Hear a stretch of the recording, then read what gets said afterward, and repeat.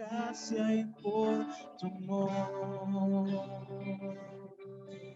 Si no fuera por tu gracia y por tu amor, yo sería como un pájaro herido que se muere en el suelo. Yo sería como un ciervo que brama por agua en un desierto. Si no fuera por tu gracia y por tu amor, si no fuera por tu gracia y por tu amor, si no fuera por tu gracia y por tu amor.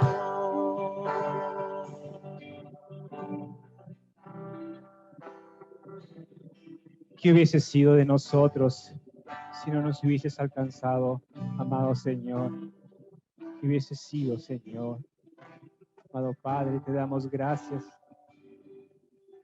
porque tú llegaste a nuestras vidas, porque tú nos rescataste, porque tú nos sacaste, Señor, de ese hoyo en donde estábamos, amado Padre, porque tú llenaste nuestros corazones, amado Padre. Todo fue por tu gracia y por tu amor, amado Padre. Y si estamos aquí, Señor, es por ti, porque te amamos y porque te honramos, Señor. Oh Padre, queremos que seas tú, Señor, guiando nuestras vidas. Y ahora que vamos a entrar a estudiar tu palabra, Señor, pedimos que seas tú abriendo nuestro entendimiento, Señor, y preparando nuestros corazones para poder recibir lo que tú nos quieres hablar. Amado Padre, transforma nuestras vidas, Señor, y gracias por tanto amor. Gracias, Señor, porque tú diste tu vida para salvarnos, Señor. Dejamos este tiempo en tus manos, bendito Padre, y te damos gracias en el nombre de Cristo Jesús, nuestro Señor y Salvador. Amén y amén. Podemos tomar asiento, hermanos. Vamos a continuar con nuestro estudio de la carta a los colosenses. Y hoy nos toca ver el capítulo 2. En el capítulo 1, que vimos hace algunas semanas, el apóstol Pablo, como vimos en aquel día, se encontraba preso, se encontraba en una cárcel en la ciudad de Roma. Pero sin embargo, estando en esa situación, él no dejaba de orar por los hermanos de la iglesia de Colosas y por los hermanos de las otras iglesias que estaban también cerca de Colosas, como la ciudad de la Odisea y Hierápolis. Pero no solamente oraba por ellos, por lo que estaban pasando, sino que daba gracias al Señor por lo que Dios estaba haciendo en la vida de estos hermanos. Y cómo es que su fe y amor por los demás iba en aumento. Pero también Pablo tenía una preocupación y lo va a expresar en este capítulo que vamos a ver el día de hoy. Él se preocupaba porque había surgido una falsa enseñanza, una, una herejía. Eh, y esa era la lucha que Pablo estaba teniendo en ese momento, porque él no quería que estos hermanos se desviasen de la esperanza que habían oído y creído. La prédica de hoy la he titulado Que nadie os engañe. Vayamos a Colosenses, capítulo 2. Leamos los primeros 5 versículos. Colosenses, capítulo 2, versículos del 1 al 5. Porque quiero que sepáis qué gran lucha tengo por vosotros y por los que están en la Odisea y por todos los que no me han visto en persona, para que sean alentados sus corazones y unidos en amor, alcancen todas las riquezas que proceden de una plena seguridad de comprensión, resultando en un verdadero conocimiento del misterio de Dios, es decir, de Cristo, en quien están escondidos todos los tesoros de la sabiduría y del conocimiento.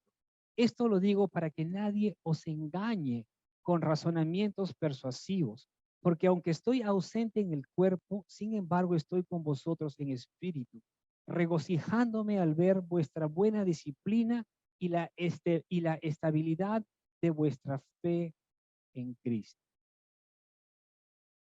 Pablo inicia diciéndoles, quiero que sepan.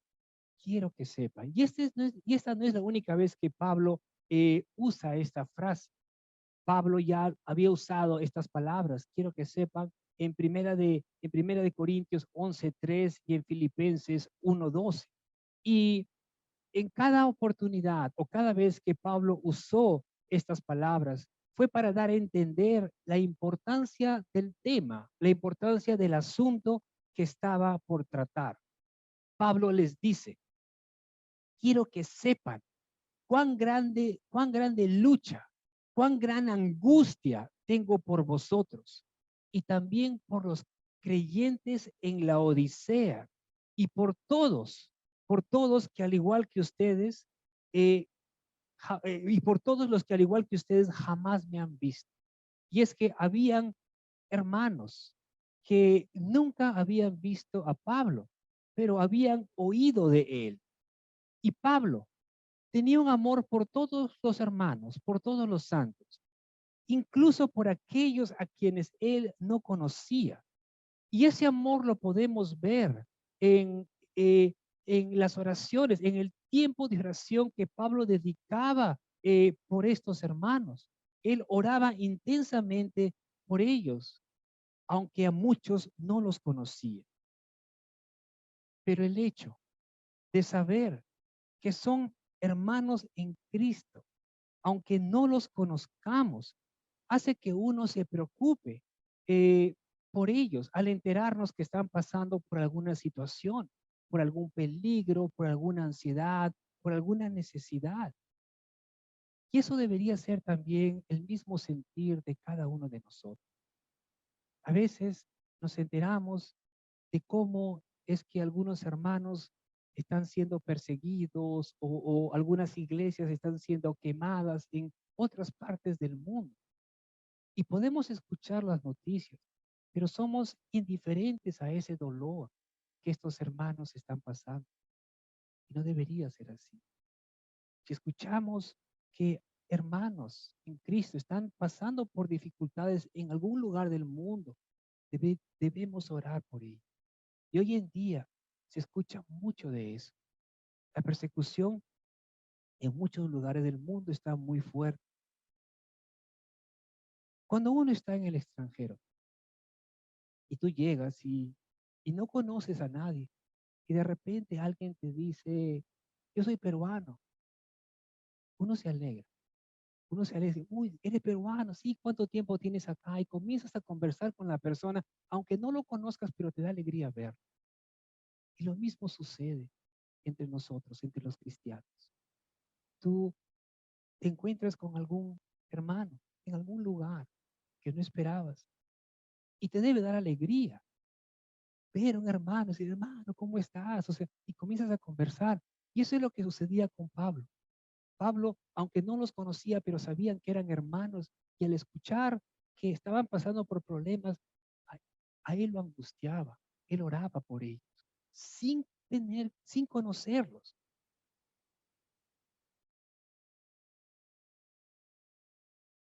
A Pablo le preocupaba lo que estaba pasando en esta iglesia, esta, esta herejía que había surgido, la cual era una combinación de filosofía ilusoria, eh, ser, ceremonialismo judaico y ascetismo.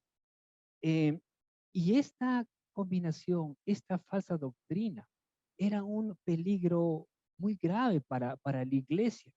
Y más adelante, Pablo va a refutar estas falsas enseñanzas. Lo vamos a ver en los siguientes capítulos. Ahora, en, en el capítulo 2 y más adelante vamos a ver que se mencionan tres ciudades. Se menciona Colosas, Hierápolis y la Odisea. Y les menciono esto porque estas tres ciudades se encontraban cercas la una a la otra.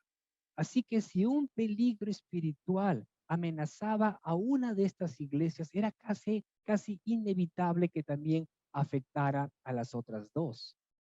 Pablo no solo se preocupaba por ellos, porque puede pasar, uno se entera que algo está pasando y tú te preocupas, pero él no solamente se preocupaba, sino que oraba intensamente por estos hermanos y lo hacía con el fin que sus corazones sean animados, consolados, fortalecidos y puedan permanecer unidos en amor. Y es que el corazón de una persona es importante. Del corazón pueden salir muchas cosas buenas y malas. La palabra dice, por eso es que la palabra nos dice, por sobre todas las cosas, guarda tu corazón, porque de él mana la vida.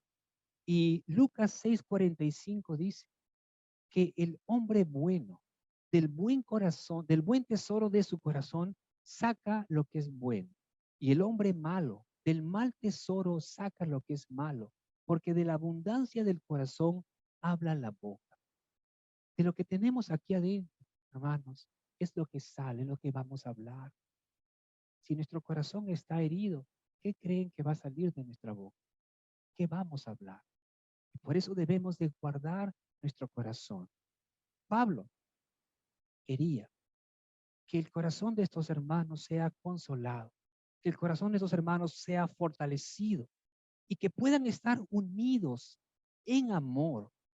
Y ese amor al que Pablo se refiere aquí es al amor que procede de Dios, que procede del corazón de Dios.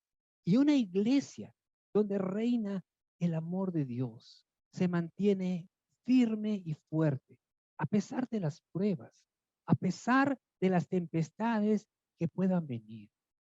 Porque el amor de Dios, el amor que viene de Dios, es un amor que no busca lo suyo. Es un amor que no es envidioso. Es un amor que no guarda rencor. Es un amor que no se goza en la injusticia, sino que se alegra en la verdad.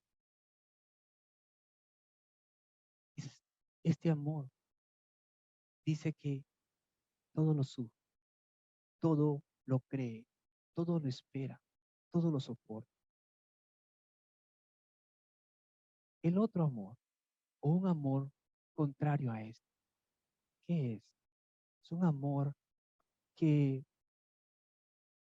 cuando no hay ese tipo de amor, cuando no, el amor de Dios no está en un lugar, se generan discusiones, peleas, división.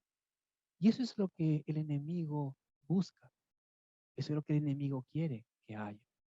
Pablo oraba para que se mantengan unidos en amor, para que sus corazones puedan ser fortalecidos, pero también oraba para que pudiesen llegar a tener una plena seguridad de poder comprender el, el misterioso plan de Dios que es Cristo mismo. Pablo quería que ellos puedan entender el plan de Dios. Y dice también la palabra que en Cristo están escondidos todos los tesoros de la sabiduría y del conocimiento. Versículo 3. Así que si tú deseas tener sabiduría, busca de Cristo, porque en Él están escondidos todos los tesoros de la sabiduría y el conocimiento.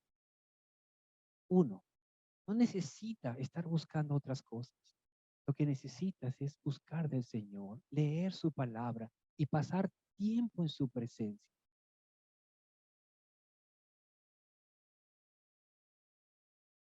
Hay muchos libros buenos que debemos de leer. Hay muchos estudios que también nos ayudan a poder crecer, a poder entender muchas cosas. Pero nada de eso, ningún libro, ningún estudio puede reemplazar ni estar por encima de la palabra del Señor. Todo lo demás nos ayuda, pero nunca reemplacemos la palabra de Dios. La sabiduría, el conocimiento están en Cristo, están en su palabra. Ahora, eh, hay personas que muchas veces desean saber más, descubrir cosas más profundas de Dios o del universo, como si la palabra de Dios no fuese suficiente. Y fíjense que algo de eso sucedió en el siglo I. Se levantó una secta llamada el gnosticismo. Era una secta que, según ellos, decían tener un conocimiento superior.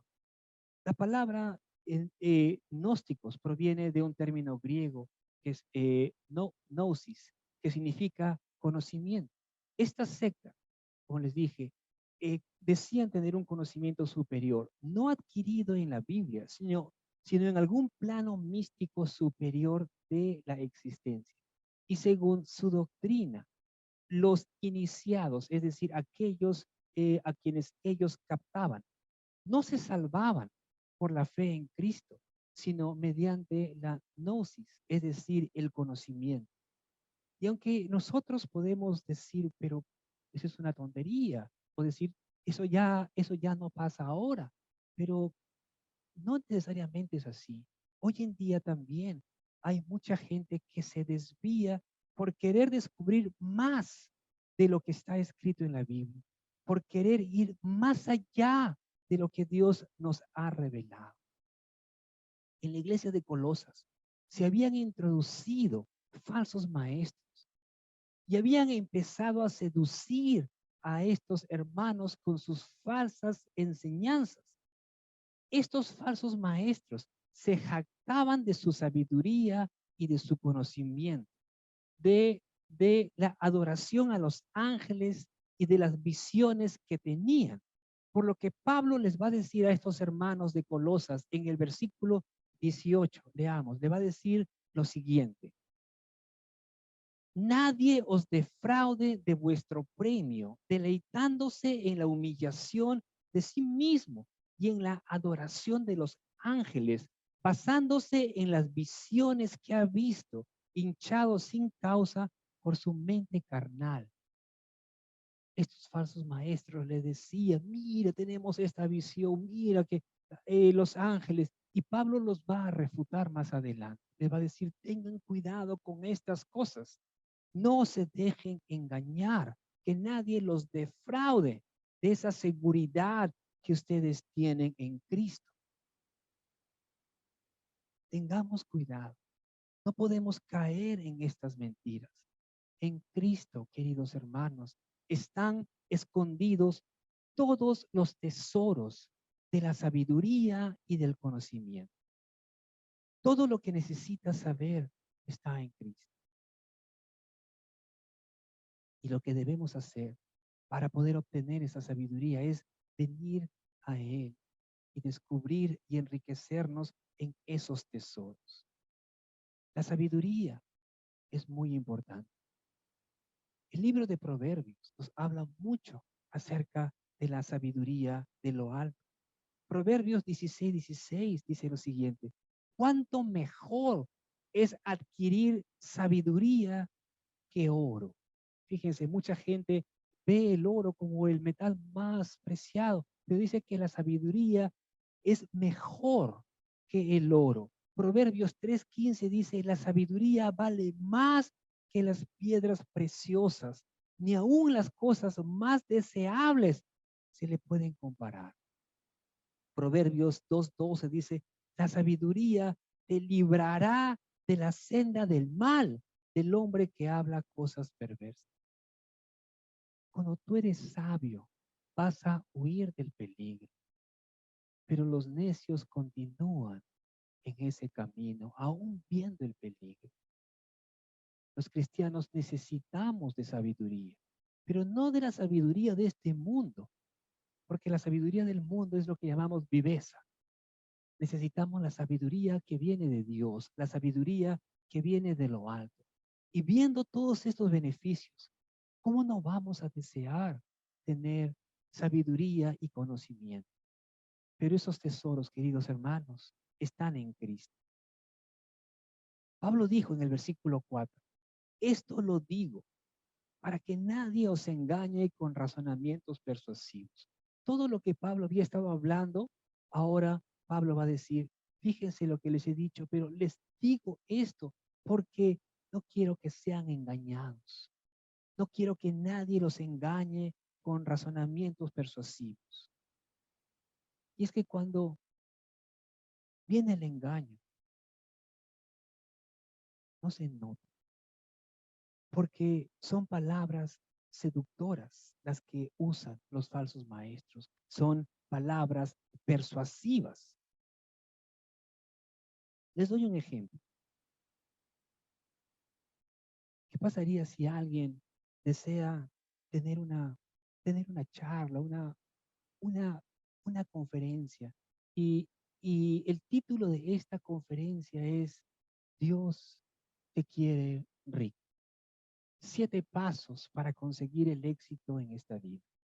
Posiblemente muchos quisieran ir y escuchar, tal vez por curiosidad o quizás porque otros realmente desean ser exitosos en la vida.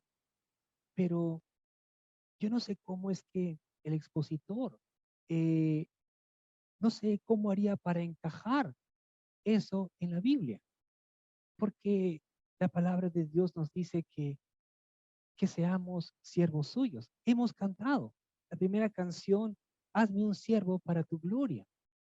Dios desea que seamos sus siervos, que seamos obedientes a su palabra, que disfrutemos eh, en comunión con Él, que gocemos en su presencia. El éxito de este mundo es muy diferente al éxito que Dios nos da o que Dios nos ofrece. Por supuesto que Dios quiere que seamos exitosos, pero el éxito de Dios es diferente al éxito del mundo.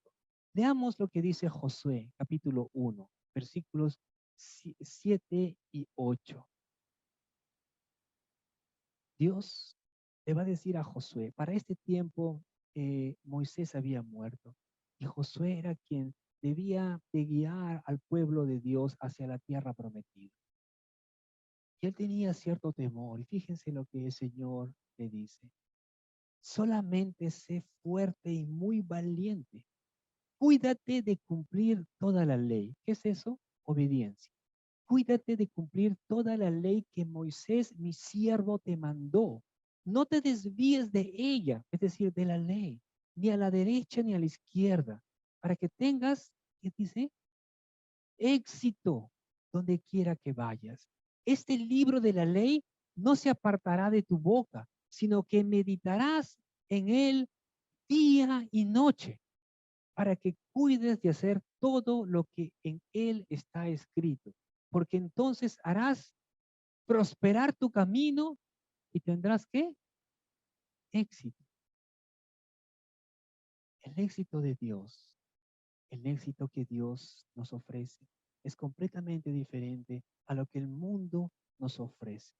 Pero si tus ojos están centrados en el dinero podría convertirse en tu Dios. Y esas palabras, esos temas, esas charlas serán seductoras para ti. Todo engaño tiene que ser seductor. De otro modo, nadie sería engañado. Los falsos maestros van a usar palabras persuasivas. Fíjense de que hay, hay falsos maestros, pero que tienen una tremenda carisma, que pueden llegar a mucha gente, como que la gente los sigue. Si esa persona no tuviera esa, esa habilidad, no tuviera ese carisma, la gente no lo seguiría. Pero tenemos que tener mucho cuidado. Tenemos que tener cuidado para no ser engañado. Todo engaño tiene que ser seductor porque de otro modo nadie sería engañado.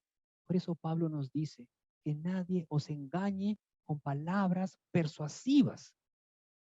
El versículo 5 dice, Pablo les dice a estos hermanos, porque aunque estoy ausente en el cuerpo, sin embargo estoy con vosotros en espíritu, regocijándome al ver vuestra buena disciplina y la estabilidad de vuestra fe en Cristo. Pablo no estaba con ellos, no estaba presente físicamente, pero sin embargo, Pablo los llevaba en el corazón. Tenía a estos hermanos en su corazón, los amaba y por eso les dice, estoy con vosotros en corazón y en espíritu. Fíjense que Pablo, a pesar que se preocupaba y a pesar que les advierte que tengan cuidado, que no se dejen engañar, pero también Pablo reconoce que estos hermanos se estaban manteniendo firmes y les va a decir, le dice, me alegro que estén perseverando, que se mantengan firmes en Cristo. No se muevan de allí, les dice Pablo, que nadie los extravíe. Quédense en Cristo. Y eso es lo que nosotros debemos de hacer, permanecer en Cristo. Y debemos de animar a los hermanos. Fíjense que algunos hermanos pueden estar pasando por algunas cosas. Y es bueno que nosotros los confrontemos, que los exhortemos, pero también que los animemos. Y eso es lo que Pablo hace. Si bien es cierto, les advierte, los exhorta que tengan cuidado, pero por otro lado los anima para que puedan seguir adelante. Versículos 6 y 7. Pablo les va a decir, por tanto, de la manera que recibisteis a Cristo Jesús el Señor, así andad en él, firmemente arraigados y edificados en él y confirmados en vuestra fe, tal como fuisteis instruidos, rebosando de gratitud. De la manera que recibisteis a Cristo Jesús el Señor, así andad en él. Yo les pregunto, hermanos, ¿cómo recibisteis a Cristo? ¿Con qué actitud? ¿Cómo estabas cuando Cristo vino a tu vida? ¿Lo recibiste con humildad, con fe, con agradecimiento? Por supuesto que sí. ¿Y te acuerdas de ese momento? ¿Te acuerdas de ese momento en el que le entregaste tu vida al Señor? ¿Te acuerdas el día, el lugar? ¿Y cómo estás ahora? Después de todo este tiempo, después de estos años que eso sucedió. ¿Sigues viviendo de la misma manera? ¿Sigues con humildad delante de Él? ¿Sigues con esa fe, con esa gratitud? Cuando uno se entrega al Señor, uno se siente gozoso, alegre. Es lo que llamamos el primer amor. Y la Biblia nos dice que no dejemos ese primer amor. Pero ¿qué pasa al pasar? ¿Qué pasa cuando el tiempo transcurre? Cuando los años pasan. A veces nos enfriamos. A veces incluso podemos sentirnos más. Podemos conocer más y nos sentimos más. Podemos volvernos un poco orgullosos incluso. Pero Dios desea que así como recibimos a Cristo, con esa humildad, con esa fe, con ese gozo, así debemos de mantenernos. Y debemos de andar como Él, como el Señor andaba. Debemos de seguir sus pisadas. Debemos de seguir su ejemplo. Fíjense que aquí Pablo va a decir, de la manera que recibiste a Cristo Jesús, el Señor. No solamente dice, de la manera que recibiste a Cristo, así andar en Él, sino que menciona a Cristo Jesús, el Señor. Y, y eso tenemos que siempre recordar, hermanos. Cristo es el Señor. Y podemos decir, sí, yo sé eso. Pero saben, a veces por la manera de que actuamos, que vivimos, pareciera que nos olvidamos de eso. Porque si Cristo es nuestro Señor, entonces nosotros le debemos respeto. Debemos de honrar al Señor en todo. Debemos de honrar a Cristo. Si nosotros sabemos que el servicio empieza a las 11 y sabemos que venimos a ver al Señor. Debemos estar a las 11 o antes de las 11, porque eso es honrar al Señor. Cuando tú vas a un lugar o tienes una cita importante, ¿no estás a tiempo? Yo creo que sí. De la misma manera, al Señor debemos de honrarlo, no solamente en esto, sino en todas las cosas. Honremos al Señor. Recuerden que Jesús es el soberano de todo el universo. Él creó todas las cosas que existen. En el capítulo 1 vimos que todas las cosas visibles e invisibles fueron creadas por Él y para Él. Así que si el Señor Jesucristo es nuestro Señor, démosle la reverencia, el respeto que se merece. Como discípulos del Señor, hermanos, debemos de seguir sus pisadas, pero para poder hacer eso, debemos estar unidos a Él, firmemente unidos a Él. Y eso es lo que Pablo va a decir en el versículo 7. Va a decir que debemos estar arraigados y edificados en Él, en Cristo. Y aquí Pablo usa dos metáforas. La primera tiene que ver con la agricultura, arraigados. Y la segunda con la construcción, edificados. Arraigar tiene que ver con echar raíz. ¿Qué pasa con un árbol que no tiene raíces fuertes, que no tiene raíces profundas? ¿Qué pasa cuando viene un viento fuerte? El árbol se cae porque no está bien arraigado al suelo. Nosotros como cristianos debemos estar arraigados a Cristo, bien arraigados a Él. De esa manera, nada nos podrá mover. Van a venir falsos maestros, falsas doctrinas. Hoy en día, ¿cuántas falsas enseñanzas hay? Pero si nosotros estamos bien arraigados al Señor, no importa cuántas falsas doctrinas puedan levantarse, nada nos moverá de la verdad que es Cristo. La segunda metáfora es sobre la construcción. Pablo va a decir que debemos ser edificados en Él. Y Pablo dice esto porque Cristo es el cimiento, el fundamento de nuestra fe. Y sobre Él debemos edificar nuestras vidas. Es Cristo quien sostiene nuestras vidas. No edifiquemos al costado de Él, sino sobre Él. Sobre Cristo debemos de edificar nuestras vidas, hermanos. Primera de Corintios 3:11 dice lo siguiente. Pues nadie puede poner otro fundamento que el que ya está puesto, el cual es Jesucristo. Pablo nos dice, arraíguense profundamente en Cristo, edifiquen toda su vida sobre Él y sean confirmados en la fe. Y cuando Pablo dice esto, que debemos de ser confirmados en la fe, se refiere a lo que crees. ¿Y en qué crees? ¿En qué tú crees?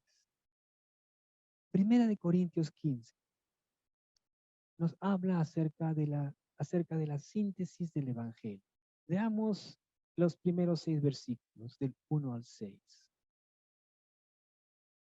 Ahora os hago saber, hermanos, el Evangelio que os prediqué, el cual también recibisteis, en el cual también estáis firmes. Fíjense lo que Pablo les dice.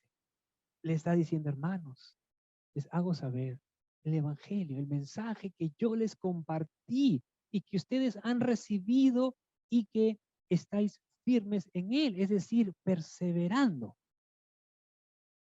Versículo 2, por el cual también sois salvos. Es decir, recibieron el mensaje, se mantienen firmes en lo que han oído y por esa razón es que sois salvos. Si retenéis la palabra que os prediqué, dice Pablo. Sois salvos si es que ustedes retienen la palabra que han recibido. Continuamos leyendo. A no ser que hayáis creído en vano.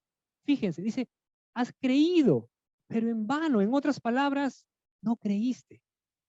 Pensaste que habías creído, pero no lo hiciste. Creíste en vano. Así que es muy importante, hermanos, no solamente recibir el mensaje, sino que permanecer en él, permanecer en la palabra. Eso muestra que realmente hemos creído en realidad. No solamente se trata de creer un momento y decir, ya yo creo. No, tienes que permanecer. Versículo 3. Porque yo os entregué en primer lugar lo mismo que recibí, que Cristo murió por nuestros pecados conforme a las Escrituras, que fue sepultado y que resucitó al tercer día conforme a las Escrituras, que se apareció a Cefas y después a los 12. Luego se apareció a más de 500 hermanos a la vez, la mayoría de los cuales viven aún, pero algunos ya duermen. Estamos hablando en el tiempo de Pablo. Algunos estaban vivos y podían dar fe de lo que había sucedido. Y Pablo les dice que esta es la base de todo, que Cristo murió, que fue sepultado, que resucitó al tercer día y que hay testigos de su resurrección. Ese era el evangelio que Pablo predicaba y que nosotros también lo hacemos. Este es el mensaje, la síntesis del evangelio. La palabra, queridos hermanos, no es complicada. A veces nosotros mismos la hacemos complicada al usar tantas palabras difíciles de entender.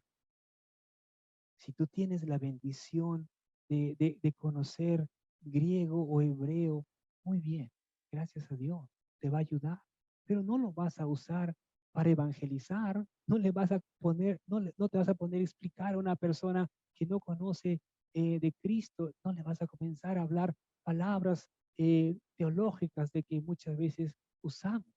Mientras más sencillo sea el mensaje, más fácil lo van a poder entender. Cuando yo llegué al Señor,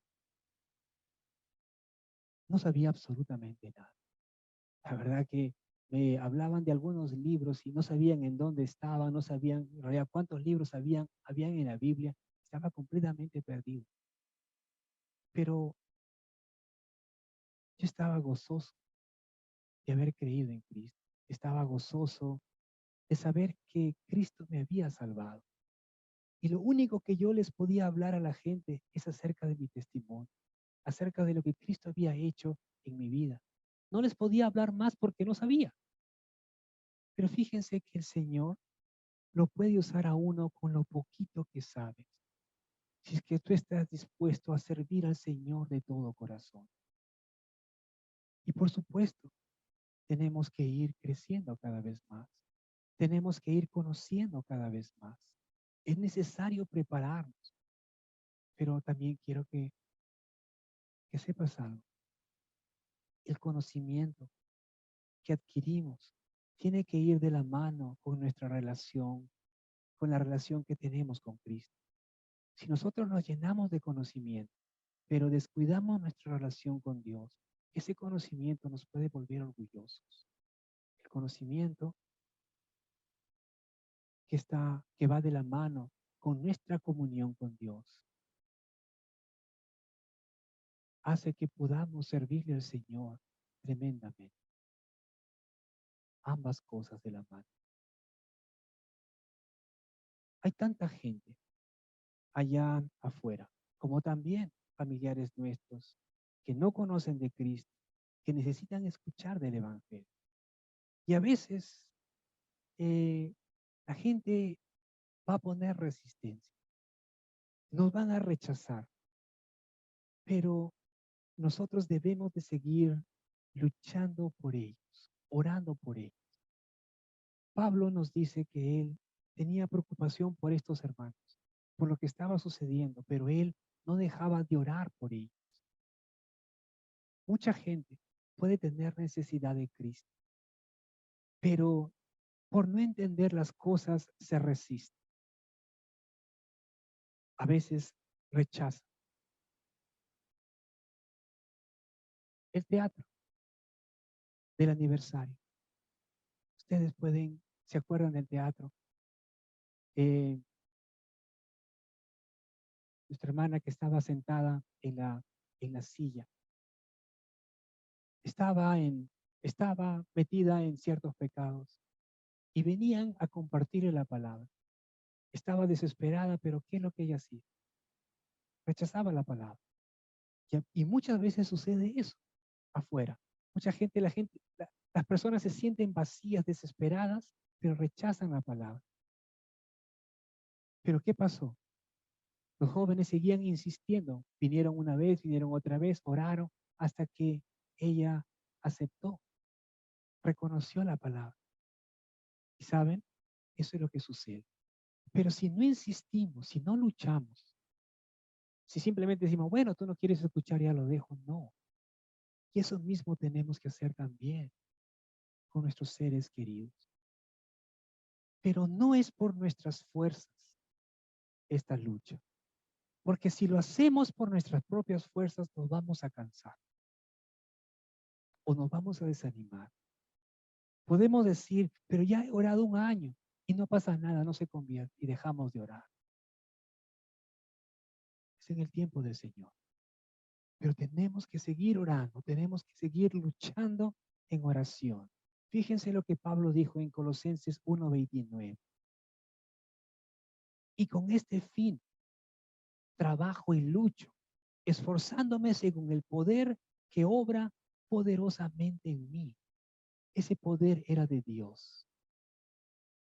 Y ese mismo poder obra también en nosotros, en los creyentes. Así que no podemos depender o hacer las cosas por nuestras fuerzas, porque nos vamos a cansar.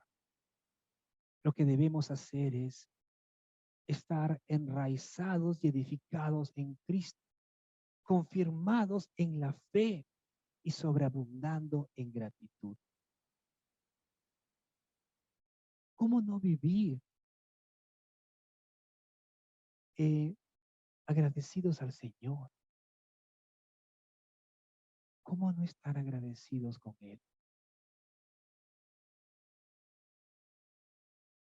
Antes de venir a Cristo,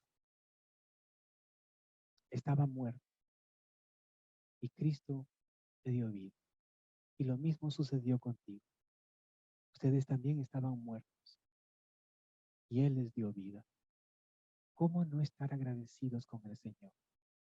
¿De dónde te sacó el Señor? ¿Cómo estaba tu vida?